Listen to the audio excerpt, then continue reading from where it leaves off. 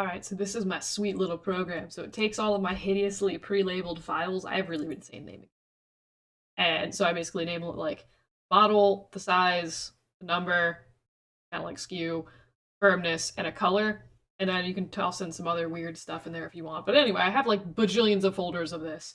So basically, if I run this horrendous looking little program that I have, it's like, cool, here's some information. Then you can like upload a product catalog, which is basically just like a little pre-populated, mine's not done yet, it's a pre-populated little dude of like all of your models and sizes and like how much each model and size costs and tags and all that and shipping classes, all of that weird stuff. So that's all here. This is about as much as I have populated so far.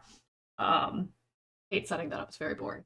Anyway, then you can go and be like, oh, let me import an image directory, and you just like pick one. So I'm using this one, and be like, oh, I have some deliberately broken stuff in here. And you're like, oh, cool, I've made a thing. And I'm like, but I meant to search all of them. So you're like, okay, like let me just search these subdirectories. And you run the parse again, and it's like, oh my god, here's all the things.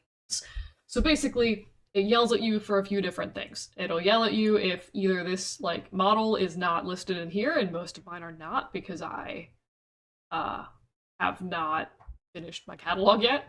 But like if I were to change this to fur coat, then it would be like cool. It would stop yelling at you. I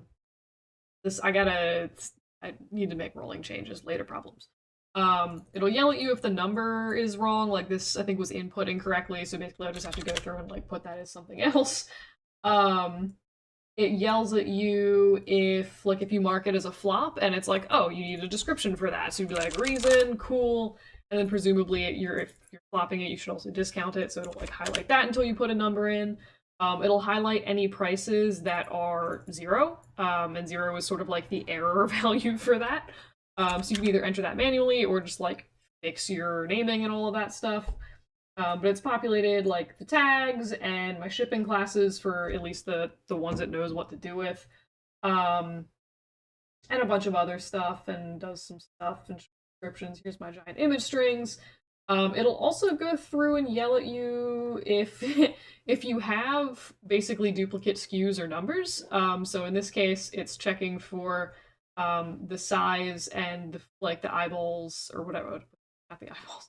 It's checking for the model, the size, and the number, and if it gets a duplicate number, it'll yell at you, and it compares it based on the color. So in this case, I clearly have 2 different ones. I know these to be 2 different ones. I'm gonna have to fix that tag, which is kind of annoying. But in the past, I wouldn't have known that that was a problem, and it would have just been like a weird user error forever.